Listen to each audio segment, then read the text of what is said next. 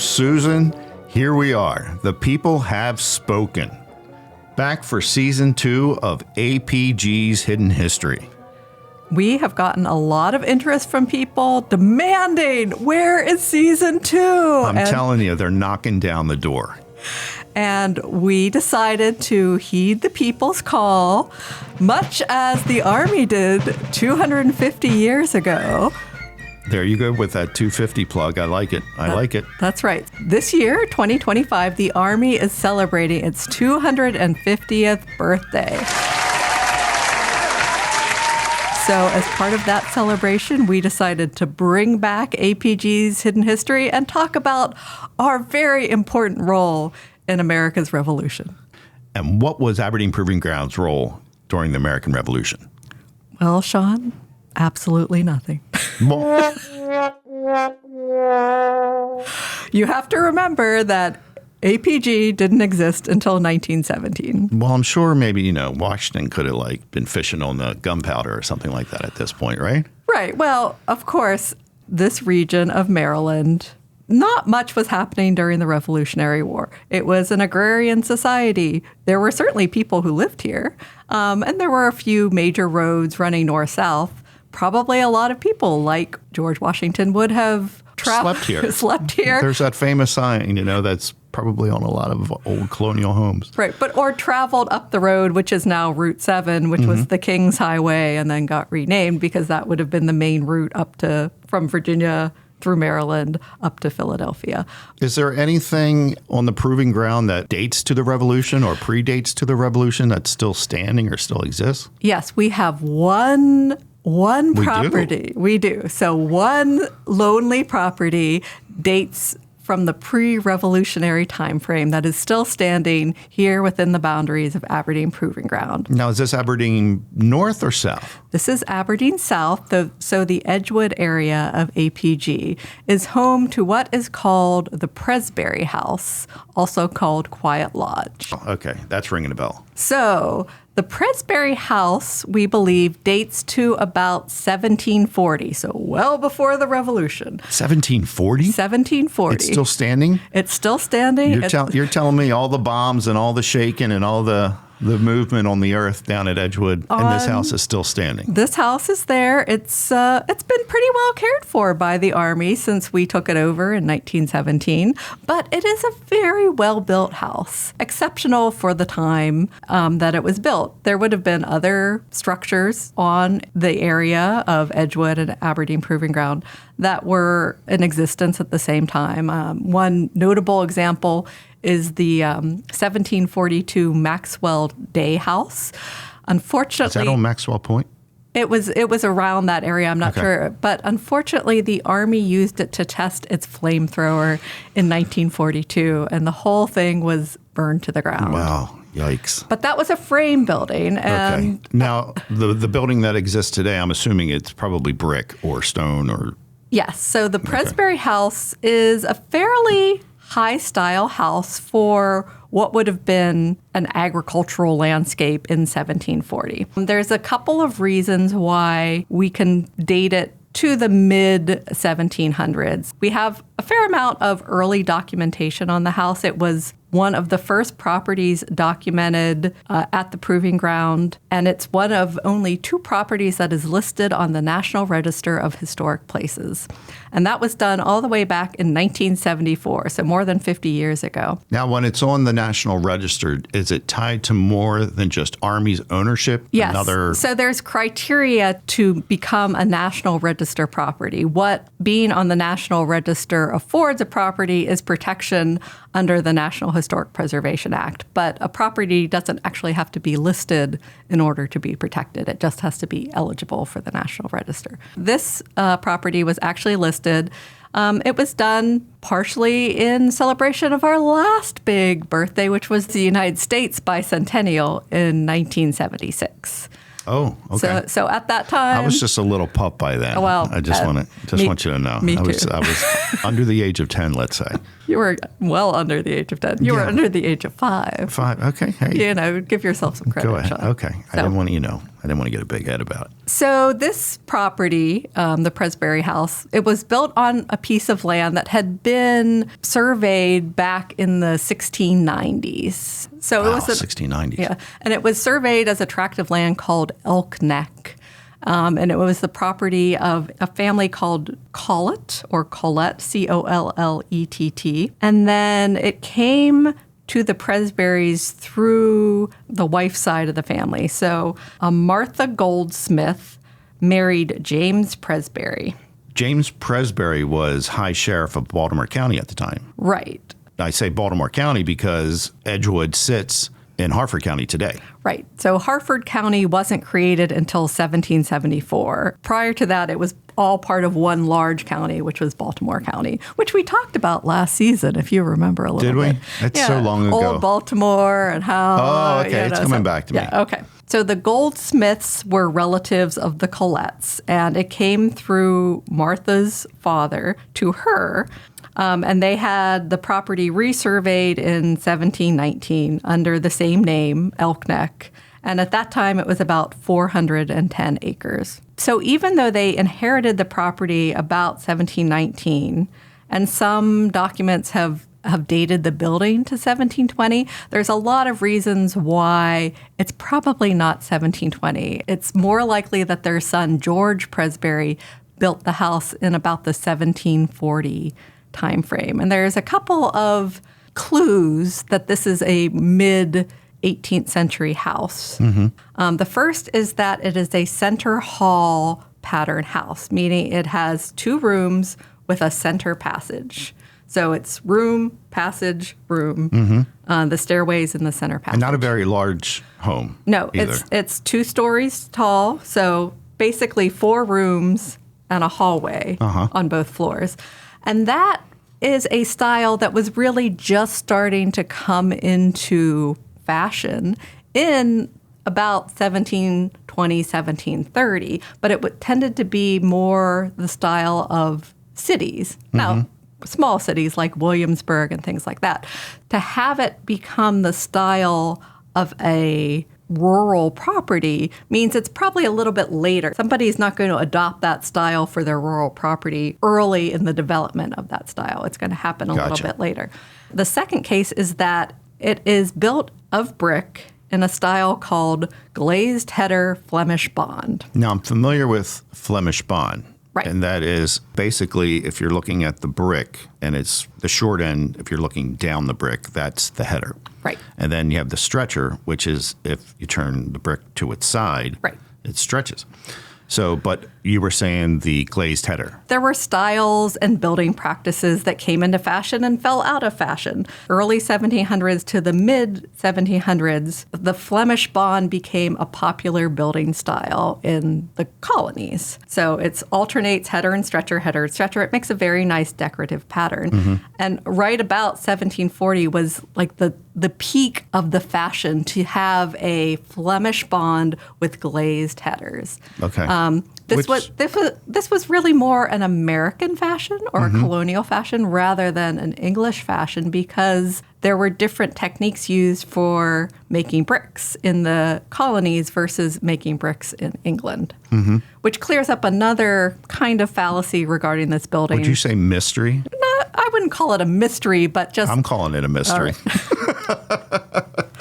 But some early documentation claims that the bricks would have been used as ballast on ships. No, I don't believe that. I don't believe it either because brick making was a very early, one of the first industrial industries in the colonies because it mostly used unskilled labor and it was pretty easy to do. All you needed was brick clay. There's plenty of clay in this area. You needed one guy who knew what he was doing and then fire. And a bunch of unskilled labor to make the bricks. Yeah.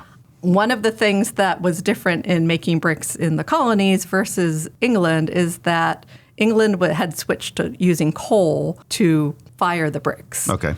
In the U.S., they were using hardwood because we had lots of hardwood around. And it's actually the combustion of the hardwood with the brick, which would create potash, which would react with the clay of the brick. And those bricks closest to the heat source would develop this vitrification of the potash, the salts on the bricks. And it's almost like it's glazed with a pottery glaze. It's not done on purpose, but it's just a natural chemical reaction. It creates sort of a dark gray, blue, shiny surface on the ends of these bricks. And it is used decoratively on the front of the Presbury House, which means somebody spent a lot of time and a lot of effort, a lot of money to build such a well-constructed building. You really know your bricks. Let me tell you that. Next time I do a patio, I'm calling you.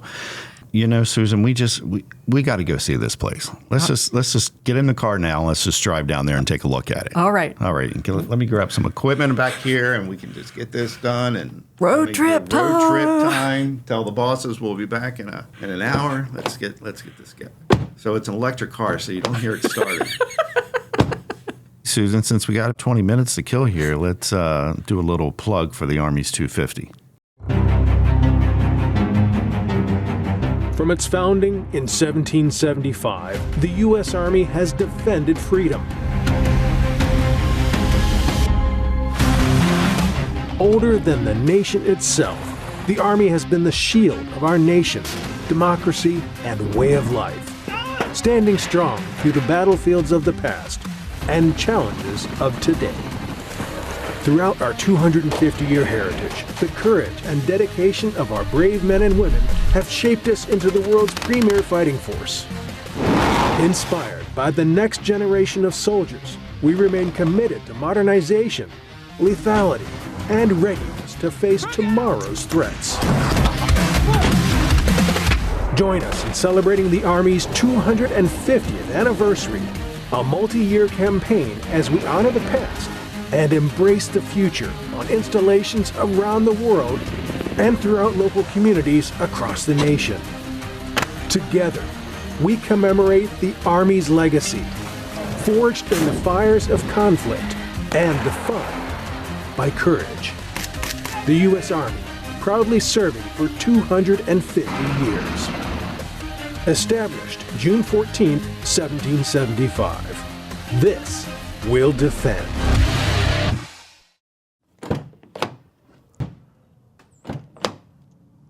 All right, Susan. So now we are down in Edgewood, and I can see why they chose the location that they did, because it sits right kind of like on an incline overlooking the Gunpowder River. So back in its day, without the line of trees, must have been quite a sight.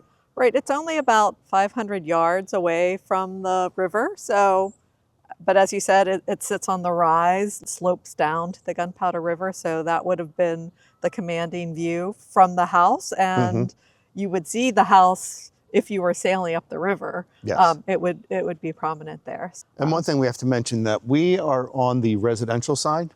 And so we are actually viewing the rear of the home.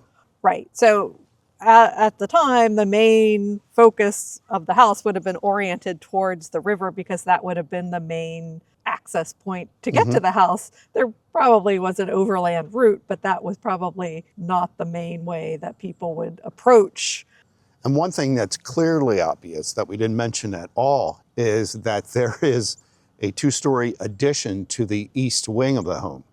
Right, and that was added by the Army in the early 1920s when they started using this property as officers' housing. It's not a very attractive addition. You can just say it's ugly. It is ugly. It's not attractive at all, not for the brick work that was done on the home. So it's also a two-story structure. It's probably about 20 feet square, 2 stories high, but that portion is where all the modern amenities are for the house. Yes. So they've added a kitchen, they've added bathrooms in that part. Exactly, because that's what happens to a lot of homes from this period, is that they did not have a kitchen within the house. Usually it was outside the home because they were worried about fires.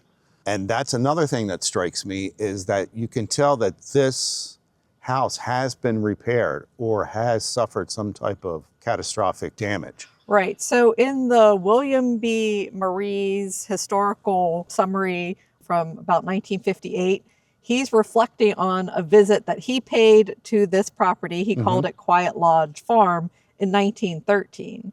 And in that history, he's talking to the descendants of the Raphaels who eventually bought this property in right around the turn of the 19th century. And evidently there was a fairly catastrophic fire that took place. Okay. He just said years before. Yeah. He's mentioning that there is no interior woodwork or paneling or anything that dates it from the 1740s. And you can see that in the brickwork on this backside, the sills of the second story windows. The bonding pattern changes from Flemish bond to a common bond. Yes. And the brick is a slightly different color. You can see that on in some areas it's very apparent that right, the brick totally looks like a newer brick. In this historic photo we saw that was taken from before they began the restoration or the Army did its reconstruction in the 1920s, that from about the level of the second story windowsills, where that brickwork is different, it's a different bonding pattern. In that historic photo, the mortar is much thicker, it's not very well done. So that was very obvious in those photographs. Since then, the Army has reworked the brickwork and done some restoration, so it looks more cohesive overall. Because I was ready to say, it does look nice with the pointing between the bricks. Right. Which is when they put in the mortar, then they go back and they strike it with the point and puts that nice edge to the mortar. I would agree. And we have to say that this is not a large home. This is only 20 by 40. Right. Okay, well, let's take a closer look. So we're approaching the rear of the home. The windows are arched on the first floor level. You can tell they're replacement windows because it looks like there was some infill brick that filled in what would have been an arch underneath.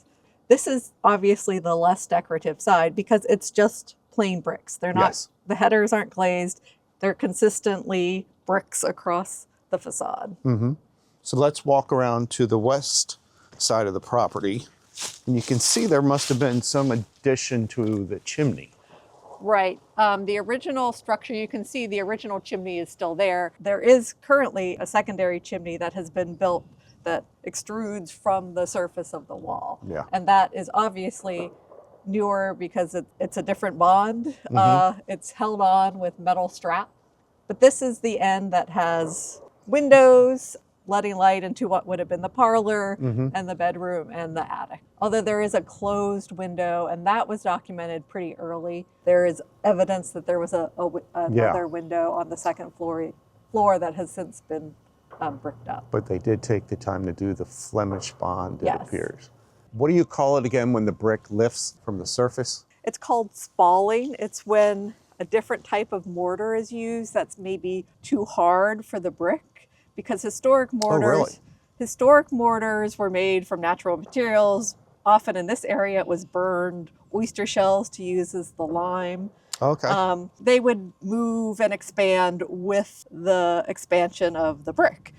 Later, mortar repairs were often done with Portland cement, which is much stronger. Okay. So instead of the brick and the mortar moving together with freeze-thaw cycles, the brick moves, but the mortar doesn't because it's too hard. So the surfaces of the brick tend to pop off if any water gets in behind them with the freeze-thaw or the salts. All right, so we're moving on to the front elevation, which faces the Gunpowder River. You can definitely see the difference with, hear that? That's the hear sounds of freedom right there. Yes, you definitely see the difference with the glazed headers as you had mentioned before. Right, so this was obviously the ceremonial front of the house because they are using those expensive special bricks to create this pattern with the glazed headers, and it's still evident today. It probably would have been shinier and fancier at the time. It's probably worn a little over the last almost 300 years. Would that just be on the headers though? Yes, it's just on the headers, but you can still see that they tend to be a sort of gray, dark gray color. But you can see the bricks around the door are very decorative, different than the back entrance. They're curved. They've been molded so that they frame the door.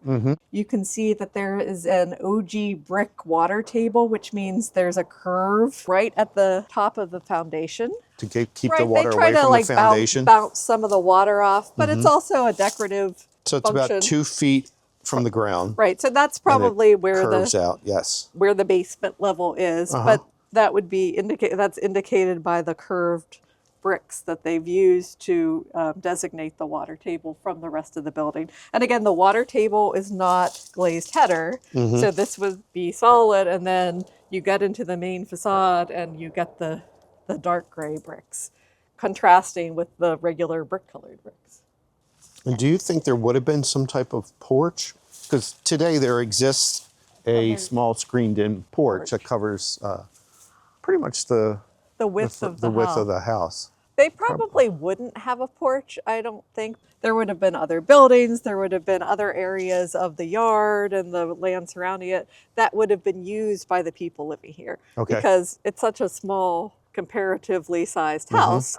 The kitchen would have been separate, there would have been outbuildings, there would have been people doing activities out in the yard. I would think, given the fact that the doorway is so well defined and the arches in the windows, that they probably wouldn't have it covered with a porch. Okay. And I'm noticing some, are these inscriptions in the brick? Yeah, so that was also documented by William Marie in 1913. There are names of Presbury family members inscribed in the bricks very close to the bottom. Difficult to read, but you're talking about nice handwriting, like script, like not chiseled, Right. like you would with, like, say, a pocket knife or something like that. But someone took the time to really inscribe these bricks, and it seems like it starts at the bottom and works its way up. It's a series of less than 10 family names and their birth dates. Various Presburys and George Goldsmith Presburys and other assorted names.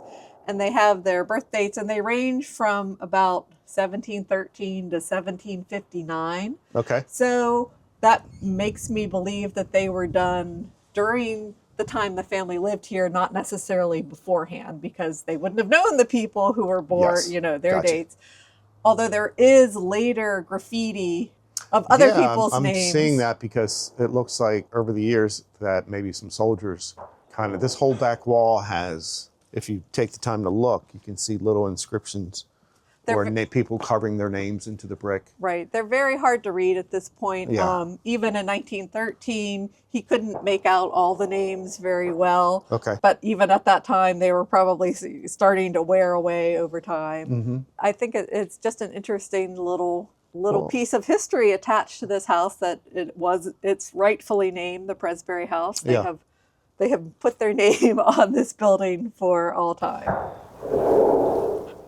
So while we're down here, is there any other structure that dates to this period? Well, there aren't any structures that date to this period, but there is a property that is associated with this property. So the Presburys, specifically a Joseph Presbury, was very well known in the early Methodist movement in Maryland. And it's documented in the journals of Francis Asbury that he came and visited Joseph Presbury and stayed at this house during his travels. He shows up a bunch of times between 1772 and 1777.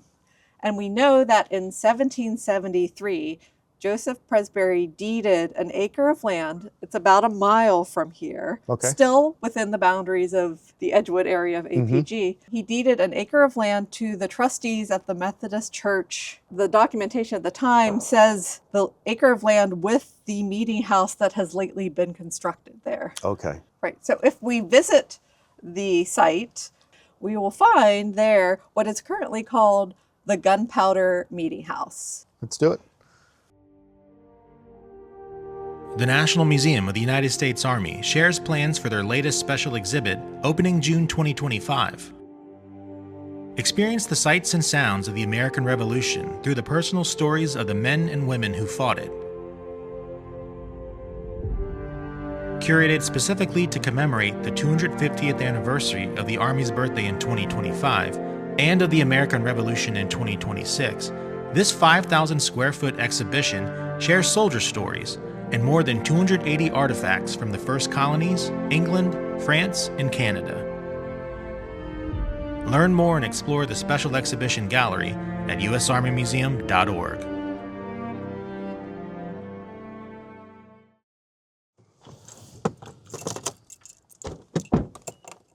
don't know what you think, but that looks like a new roof. Look at the copper. Yep, they just finished putting on a new roof and new copper gutters. Wow. Looking all spick and span. Yes, it does. That's like brand spanking new. Yeah, so it's a one-room structure about 26 feet by 35 feet. It's a single room, but it's very interesting that there are 3 entrances into the building. Or 3 exits. Or 3 exits. So there's one on the gable end, flanked by 2 windows with a window up above, and then on top of that is where a date stone would have been, but it's sort of a half circle up at the top. That's been lost to time, unfortunately, so we can't exactly date this building. Do you know why it would have been removed? It could have been that a congregation took it with them. Okay. Although you'd think there'd be some documentation of that over time. But the sign says this building was erected in 1773. We know that's not true. There was probably, Do we? based on the construction of this building, it is not a 1773 building. It looks more likely it's an 1820, 1830 building. Okay. And why do you say that?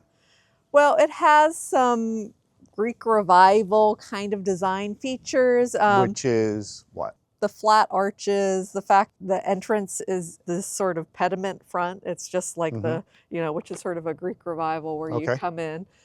But it's a very simple building. It wasn't meant to be fancy because it was a meeting house. It's built in a 5-1 common bond brick. We know there was a structure here probably in the 1770s. This is probably a replacement. Ooh, it's very wet. muddy here. Yeah. A lot of Edgewood is very close to the water table. So you can kind of see that may have been a concern at some point because there's metal tie rods holding the 2 sides of the building I see that. together. At each corner of the building protrudes, what is that, iron? Yeah, it looks like an iron bolt. With a There's plate, probably a tie diamond-shaped rod plate. inside that goes across that basically is keeping the structure together. And it could just be we've seen earlier photographs where that is not there. So it was probably added to help stabilize the property because there might have been some settlement because there's a rail line not that far away. So maybe the vibrations, which wouldn't have been originally affecting this, contributed. It could be that the ground became wetter. You enter from the south. But then there's also an entry on both the east and west ends as well. As far as we can tell, that was the original layout of this property. It could have been that there was a men's side and a women's side, which was not uncommon in religious structures. But a lot of meeting houses usually have like dual front doors. Right. And that was for the women to enter through one and the men to enter through the other. So when you look inside, it has this weird, very sloped balcony that's right above the entrance from the south. We know that was probably an original feature, although the balcony that's in there now was reconstructed when the Army did an extensive rehabilitation of this building in the early 1980s. Some historians visited around 1970, and they documented the outline of this stairway and balcony was in the plasterwork. Okay. So it had been removed at some point. Yeah, so there was a ghost image basically left from the And there was also the image of where the pulpit would have been on the north end of the building between the windows. We do know that the Army used it kind of as a warehouse to store ordnance after they took control of it in 1917. But the property, I think, wasn't very well cared for from the end of the 1800s until the Army took it over. It had fallen out of use by the various congregations who had used it. So it was in pretty poor shape when it was documented in the 1970s, which is why the Army did such an extensive rehabilitation of it, at which point, they made, because what was documented in the 70s was a composite roof.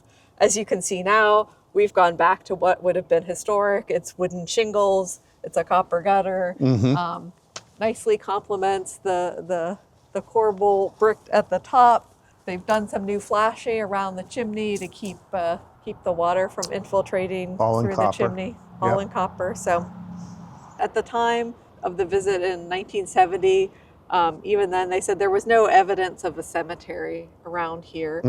That doesn't mean there's not somewhere, because as you can see, it's kind of wooded Yeah. around it. There's warehouses. Well, seriously, isn't Edgewood really a cemetery? But no, I'm just kidding.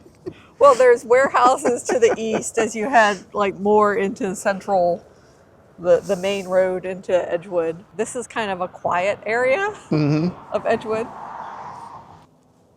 In comparison to the Presbury House, the brickwork is consistent throughout the whole building, which, Yes.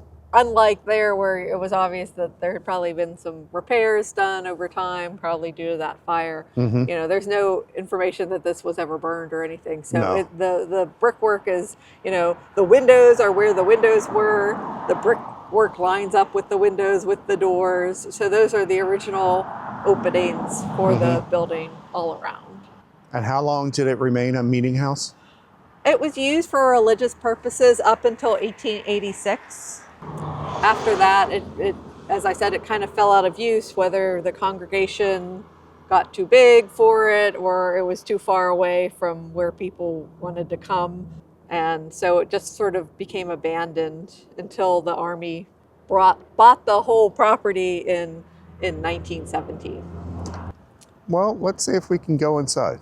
Okay. And what we're standing in is literally just one big open one room. big There's room. no walls. There is a staircase to the left with a loft where for more of a congregation. Well, I see the corners are a 90-degree angle, yet when you get up to the ceiling, it's curved.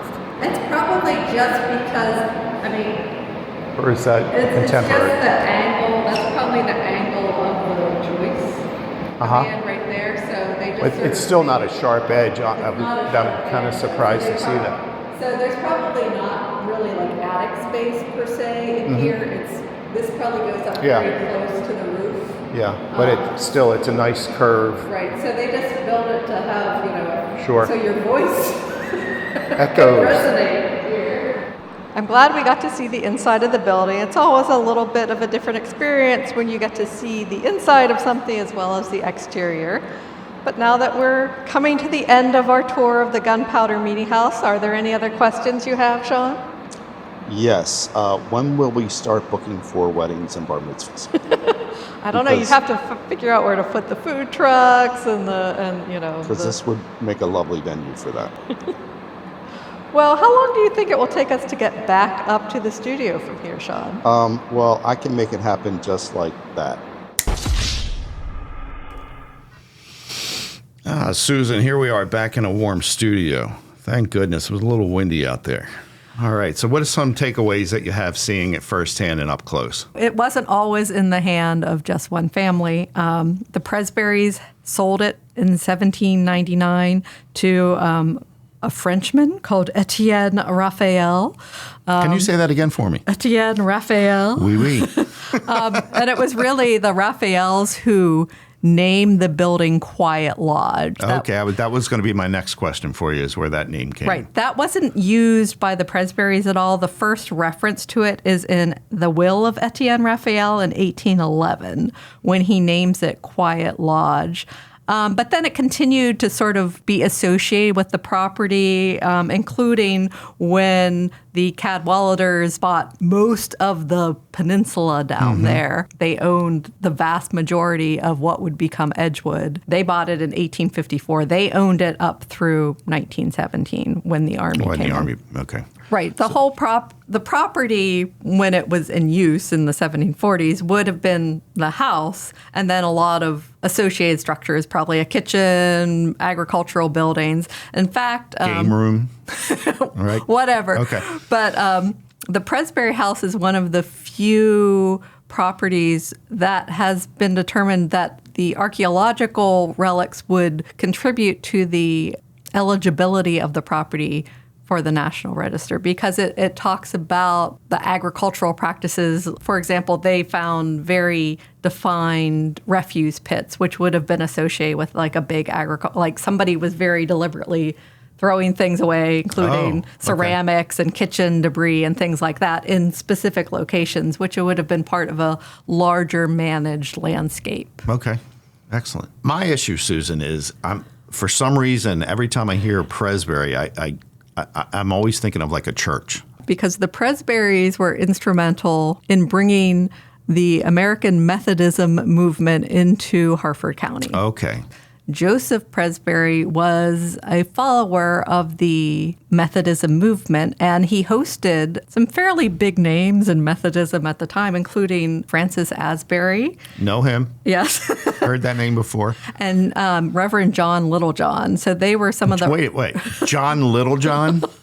Is that real or are you making that up? I believe that's his name. His name was John Littlejohn. Yes. That, if I... too much. That's right. John Littlejohn, you're kidding me. I'm pretty sure that was his name. Yeah. I wrote it down here. I believe you. Okay. I believe you. Trust me. So anyway, the American Methodism movement really got its start in Maryland. There was a man of the name Robert Strawbridge who was Irish. Okay.